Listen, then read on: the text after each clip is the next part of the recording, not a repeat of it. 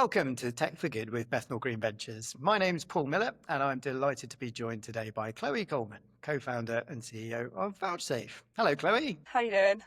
I'm good, thank you. So, first of all, tell us a bit about Vouchsafe. What does Vouchsafe do, and why is it important? Yeah, of course. So Vouchsafe is the inclusive identity verifier. So what we do is we enable people to prove things about themselves even when they don't have any photo ID.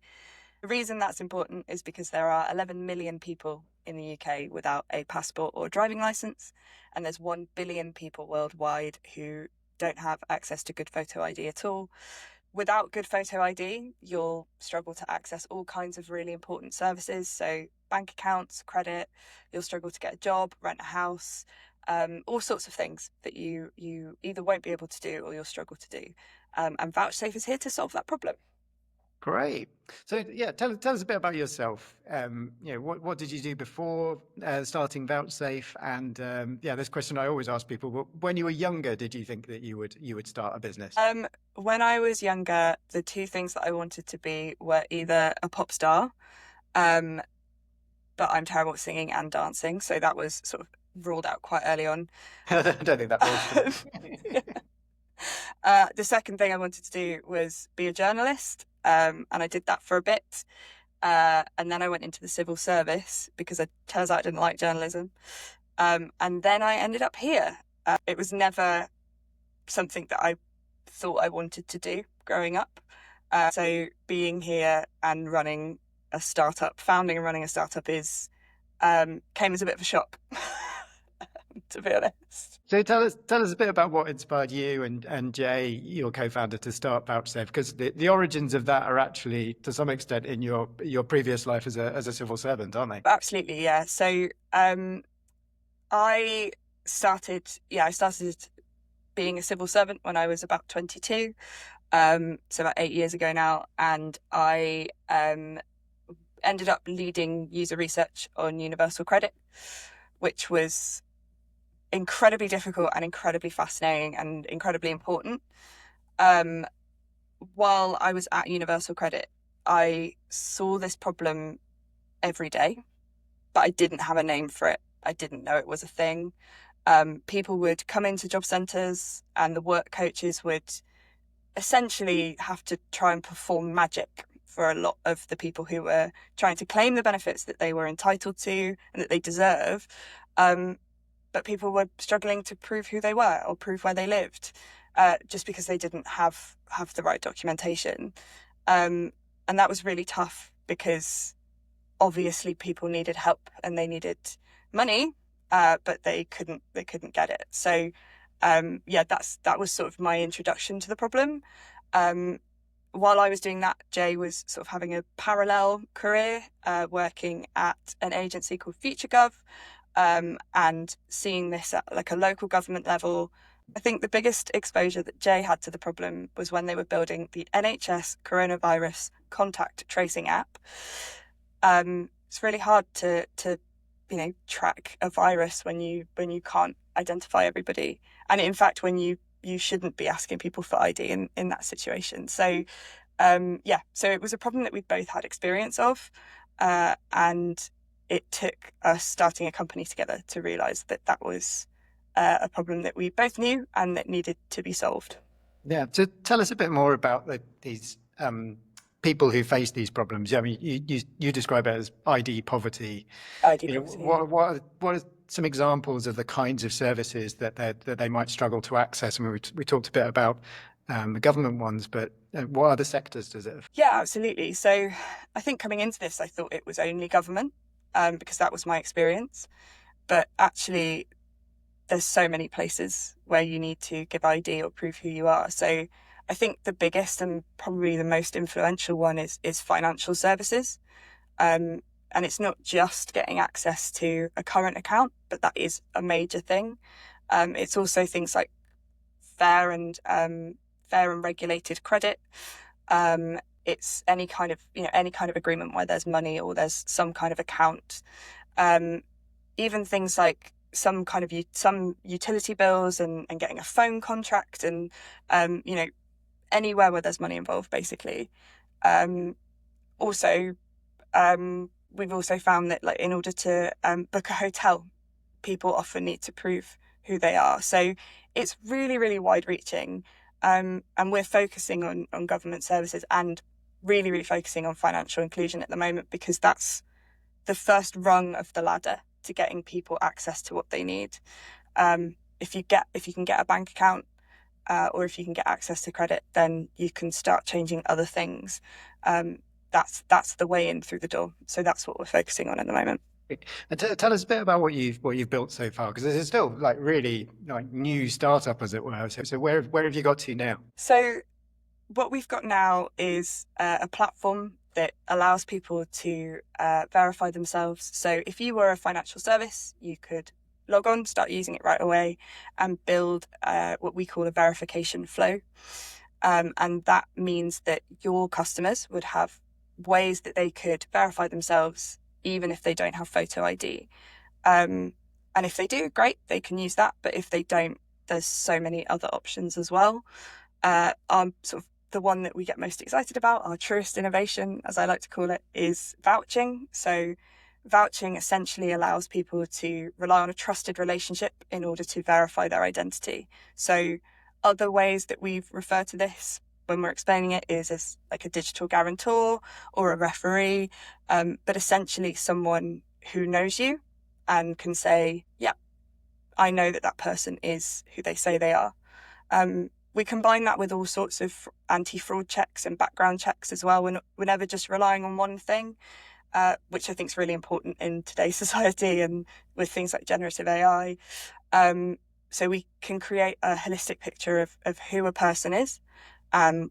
We can essentially verify them to the level that they need to be verified at. Yeah, that's amazing. So tell us a little bit more about the long-term goal for Vouchsafe. If it all goes really well, where do you get to? What's the impact that you're trying to have as a company? So the impact that we want to have as a company, the phrase that we've been using internally is trust infrastructure, which I don't know if that means anything to anybody outside of our little office in Deptford. But essentially what we want to do is end ID poverty. We want people to not have to go and spend £108 on a passport or 65 quid on a driving license and get all of those pieces of paper together and get get a co-signatory and go to the post office in order to just gain access to the things that they need. Longer term for us, that looks like being the place where people can bring anything, and we can use that automatically, safely, securely to verify them. There's been lots of announcements from the government recently about digital driving licenses, and I think that will only continue. The digitisation of everything that we have is sort of been happening for the last 10, 15 years, especially on a government level. So we will be the people that you can bring those things to, that you can bring digital ID, you can bring documents, anything that you have, a trusted referee, and we will be able to tell who you are and verify you so that you can access your services.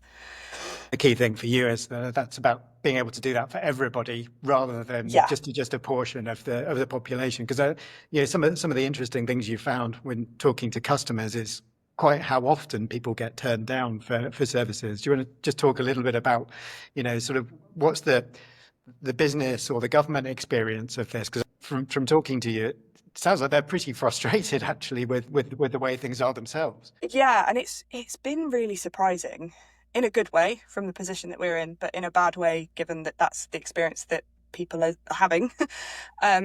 But it's, yeah, so some services that we've spoken to, I think the lowest drop-off rate that we've seen in terms of people saying, I don't have a photo ID, the lowest we've seen is 22%. The highest we've seen is 65%. So that's an organisation that have said in 65% of the cases of customers they're trying to verify, people are saying, I don't have any documentation, or I don't have a passport or a driving license. Is there something else that you can use? In some cases, people will say, yeah, you can come into branch, or we can take you through a really arduous manual process that takes up, the organisation's time and it takes up the person's time. But in a lot of cases, especially in the world that we live in now, where most applications are done online, people are just turned away. And the circumstances that people are in when they are facing and suffering with the effects of ID poverty, it's not just people who are I can't remember how this was worded to me once, but just sort of like customers that you don't want to have. There are so many circumstances why someone, like so many reasons why someone could be in this place, so many circumstances. And it's things like recent graduates who have never had their name on a utility bill or never had a credit card. There's survivors of domestic abuse who may have had their documents destroyed by an abusive ex-partner. That's horribly so common. People who've changed their name because they've got divorced or they've got married or they've transitioned. Like, there's so many reasons why, even if someone does have a document, it might not reflect where they are in their life or who they are. And all of those things can be barriers. So, it's a whole range of reasons. And from a sort of some of the big organizations that you're talking to and working with, those are all people who they don't get to have as customers or to interact with. Exactly. Like, I was at a Tech for Inclusion conference in Glasgow last week, and I was talking to a guy there who is called Paul, and he is blind, and he was saying that he just can't open a bank account from certain banks because he can't just do a face. He was saying he can't do a video selfie alone, and that is also a massive barrier. Like, it's something that we're working on. We've not got the answer to that yet, but we will soon. And yeah, there's all sorts of reasons why, even if people do have ID, they might not be able to get through that process. So it's been really surprising. And it's also been oddly inspiring, because a lot of these organisations will pull out all of the stops to try and get someone verified because they know that people need access to their services. But they shouldn't have to do that. They shouldn't have to spend, days and days or weeks and weeks on one person's application to try and get them through. What do you enjoy about running a Tech for Good venture? What have you found that's genuinely different from things you've done in the past, but you really enjoy? Oh wow, there's so many things. I think the purpose and motivation is sort of the main thing. I definitely had that when I was in the civil service, and this is no discredit to the civil service and all the hardworking civil servants that are out there, but the speed at which it takes to get a decision through when you're working at big organisations is so much slower. And to be motivated and to have purpose and then to be able to act on that so quickly is absolutely thrilling. I was thinking about this morning as well, and I think that running a startup suits me because, like, if I was an animal, I'd be like a cocker spaniel, like one of those ones where people are like, if they love to work, if they don't work, they'll go insane, or you'll have to take them to a dog trainer. Like, that's if I don't have a project that I love and that I'm really passionate about, I struggle to get out of bed in the morning, and Vouchsafe is that every day. So I feel like it's although it obviously is often a cause of stress, but it also is like the thing that on my worst days gets me out of bed in the morning. And I would say that the other thing is the community. So the Tech for Good co-founders community or founder community is unlike any group of people I've ever met in my life. And I feel so lucky to just have people who are like motivated in the same way, care about essentially changing the world, and also know what it's like to run a business. I don't think I've ever laughed as much in my life as I have doing this. I feel very honoured and lucky. Cool. And okay, so why don't you feel honoured and lucky? What don't you enjoy? What have you found? What's been the surprises, if you like, in terms of the hard stuff or the things that are, I guess the tough sides of being a founder. I think the tough side of being a founder, there are quite a few things. Um, the main one I think has been we're in a really good place now that we've got a fantastic team that get on really well. They work really well together. They're used to each other's ways of working, and they're brilliant at communicating. But it's taken us a while to get there, and it's taken a lot of learning from me and Jay to sort of understand how we help a team gel. And that has been a really hard. That was really hard, and that came with a lot of guilt. And I've had to really work at that. And I think there's also moments where I just want to go off and do the thing. And although it's so much quicker doing it in a startup than any other organization I've ever worked at, sometimes now I do feel the spreadsheet guilt. Like it has to go in the spreadsheet, which is quick and easy to do. But I feel like I've had to sort of retrain my brain a little bit, especially in the last few months, to be more of a CEO, I guess, to be a little bit more sensible. But they are not the biggest, they're not, the positives massively outweigh the negatives. Fundraising is also really hard. And I do feel like we've been spoilt by BGV, and I will say that time and time again. But yeah, that was a real learning curve. Yeah.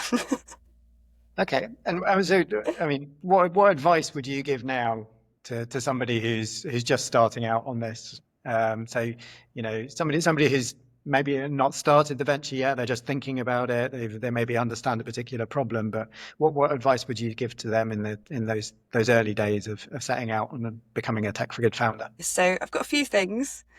I think the first one would be make sure that you know the problem inside and out and from every angle. I'd seen the problem of ID poverty. I'd felt it myself at points in my life. I had a family who've really struggled with it. Jay was in a similar position, that they'd seen it, they'd felt it. But that wasn't enough. You have to know what this problem looks like from all of the people that experience it. And that would be my first piece of advice, because you can't start building something that solves a problem unless you know the problem. I bored my family and friends with all of the things that I knew about this problem, about ID poverty, before we started building it. The second piece of advice is probably actually sounds a bit contrary to the first, but like prototype early and test early. Because if you don't get feedback on what you're building, you can very easily go down the wrong path, and then you have to sort of undo all of the work that you've already done. And it's just much better to hear that sort of hard feedback early on. And also it would be to just try and get any kind of revenue that you can from any customers out there as early as you can. Because again, I think that links into the feedback as well. Like, you don't know how the thing is going to perform until people are essentially poking it, and you don't know how people are going to behave until the thing is in front of them. And you're not going to get something ready for market unless you're getting that feedback. And then if you do want to raise investment, having traction and having people using it, even if they're not paying loads, is so much better than just going out there with an idea. Having good ideas is hard enough, but proving that you can execute on them is even harder. And if you can just show that you're starting that and that you're doing that as well as you can, I think that was the game changer for us. That's fantastic. Well, Chloe, thank you so much for joining us today on Tech for Good. If you've got suggestions for guests or topics we should be covering on Tech for Good, do get in touch. And if you're thinking of starting a Tech for Good venture, looking for investment, don't forget to check out www.bethnalgreenventures.com to see whether we might be able to help. That's it for this week. Thanks for listening, and goodbye.